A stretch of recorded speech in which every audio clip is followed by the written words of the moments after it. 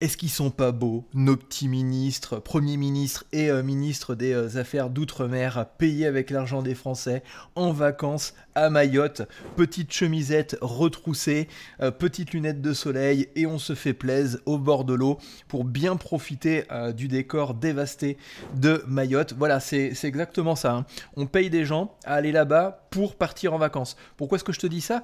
On peut écouter notre Premier ministre, qui est quand même un ministre de lettres, qui a fait des études de lettres, qui sait ce qu'il dit, qui sait ce qu'il raconte, qui a de l'éloquence, et cette personne-là, c'est tout le contraire. T'as l'impression qu'en fait, il découvre ce qu'il va dire aux personnes, t'as l'impression qu'il ne sait pas, enfin, le mot qui arrive à la suite, il le découvre au fur et à mesure, et en même temps que toi. Voilà, c'est exactement le ministre que l'on a aujourd'hui. Notre but, c'est d'apporter des solutions réelles, concrètes. Les Mahorais ont souvent le sentiment que Alors si tu t'endors entre deux phrases, c'est normal, ça fait partie du rôle. Ce qu'on leur apporte, c'est des assurances, des bonnes... Alors c'est des assurances, donc c'est n'importe quoi, c'est du pipeau, il raconte n'importe quoi. Écoute ce qu'il va dire, tu vas voir, ce n'est que du pipeau, ce sont des mots ajoutés les uns après les autres pour former une espèce de phrase qui est probablement l'air intelligente, qui n'apporte absolument rien aux personnes de Mayotte. C'est des assurances, des bonnes paroles, de la solidarité dans les déclarations. Mais ce qu'ils veulent, c'est du réel. Et nous avons donc organisé cette visite à Mayotte avec les membres du gouvernement concernés pour apporter des solutions concrètes que... Il ne propose pas de solutions concrètes. Ses discours sont vides, ils sont creux. Et ils doivent être aussi creux que les propositions éventuelles qu'ils auraient dû peut-être faire lors d'une réunion ou d'un débat entre eux, tout simplement pour profiter en fait du décor, du décor des vacances. Écoutons un petit peu ce qu'il a à dire ici. Peut-être que ça va être plus intéressant, peut-être que ça va être plus enrichissant, peut-être qu'on va avoir plus d'informations.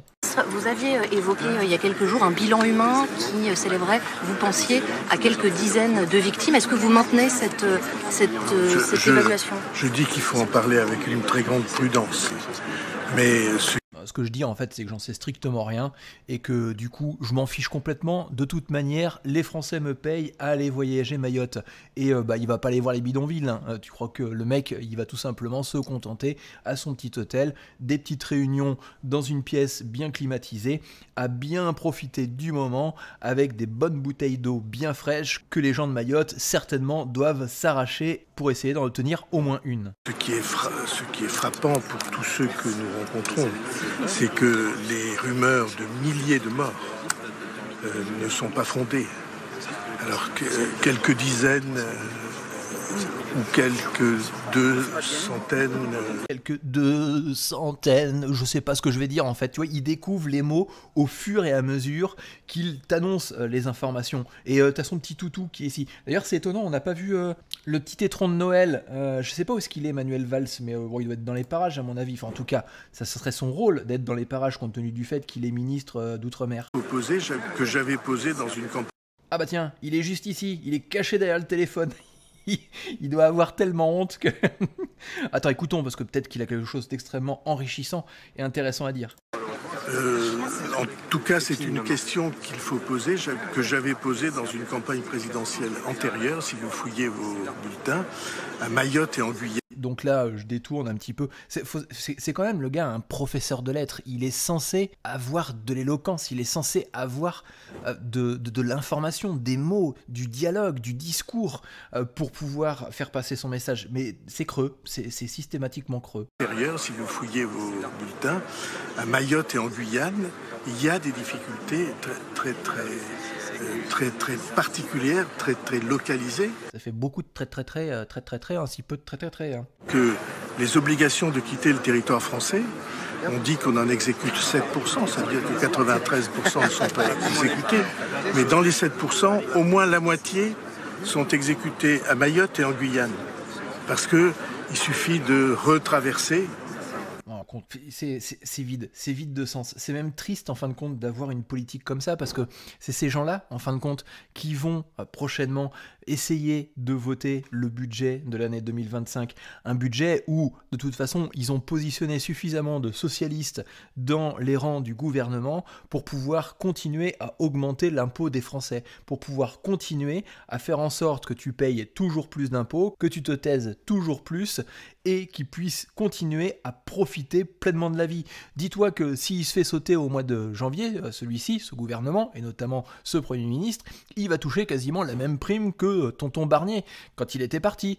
Ce qui dit, je crois qu'il me semble que c'était un truc comme plus de 90 000 euros. Un petit parachute doré. Toi, quand tu démissionnes, quand tu te barres de ton entreprise, le parachute doré, t'en as pas. En tout cas, il n'est pas de 90 000 euros en l'espace de 2 mois. Mais eux, si. Pourquoi ? Parce que leur objectif n'est pas d'aider les Français, leur objectif n'est pas de permettre aux Français de pouvoir améliorer leur train de vie. Leur objectif, il est purement individuel. Ils veulent augmenter leur propre train de vie et leurs conditions de travail. C'est la raison pour laquelle il faut que tu commences à te bouger les fesses. C'est la raison pour laquelle il faut que tu commences, par exemple, à créer un side business. Peut-être qu'aujourd'hui, tu es prisonnier de ton salaire, tu gagnes 1400, 2000 euros, je sais pas, et que ce salaire-là, en fin de compte, tu t'aperçois qu'à la fin du mois, tu es obligé de faire les comptes, tu es obligé de faire attention à ce que tu vas dépenser, et tu as besoin, en fin de compte, de grandir ce revenu-là. Et la seule solution qui s'offre à toi aujourd'hui, c'est de te créer un revenu complémentaire. Alors, j'ai une mauvaise nouvelle pour toi, ça va pas diminuer tes impôts, non, peut-être que tu vas en payer plus, mais j'ai envie de dire par là, à partir du moment que tu payes plus d'impôts, ça veut dire que tu as plus de liberté financière, ça veut dire que tu as plus de liberté de pouvoir t'exprimer, ça veut dire que tu as la liberté du jour au lendemain de pouvoir dire « fuck, je me casse si j'ai envie ». C'est exactement ça ce que je te propose sur cette chaîne-là. En t'abonnant, juste en t'abonnant à cette chaîne, YouTube, par le biais de ses algorithmes, va te proposer du contenu pour apprendre à t'exprimer et à être rémunéré pour ça. Et je te montre tout sur cette chaîne-là, je te montre les statistiques, notamment tu vois qu'on est en train de remettre en place notre stratégie de génération de vues à l'appel, et quand je te dis que c'est à l'appel, c'est que on génère des vues à la demande. Je te montre les stratégies, je te montre toutes les statistiques, notamment tu vois que c'est les statistiques sur les 28 derniers jours, on a décroché notre revenu, ou tout du moins la monétisation sur cette chaîne-là, et la première partie de la monétisation, donc là pour le coup c'est en place, il nous reste encore quelques petites heures à avoir pour décrocher la publicité sur chacune des vidéos, et on a fait ça en quasiment 30 jours. On a tout mis en place. Tu peux regarder au-delà de 90 jours, les statistiques, c'est le calme plat, il n'y a rien du tout. On a mis en place une stratégie simple qui est de s'exprimer sur le sujet qui nous intéresse. Moi, c'est la politique économique. Toi, ça peut être l'écologie, ça peut être la mécanique, ça peut être le bricolage, ça peut être la maçonnerie, ça peut être ce que tu veux. La seule chose qu'il faut que tu mettes en place, c'est une stratégie simple qui est de publier un contenu qui t'intéresse, publier un contenu qui t'intéresse, parce que derrière ça va te permettre quoi ? Ça va te permettre de pouvoir persévérer dans ton domaine, et c'est ça qui fait la différence, c'est que si tu arrives à persévérer, si tu arrives à produire du contenu régulièrement, eh bien tu vas planter tes graines au fur et à mesure, et tu vas pouvoir récupérer le fruit de tes graines. Moi j'ai des vidéos que j'ai plantées il y a quelques semaines de ça, et aujourd'hui elles me rapportent toujours de plus en plus d'abonnés, toujours de plus en plus de vues.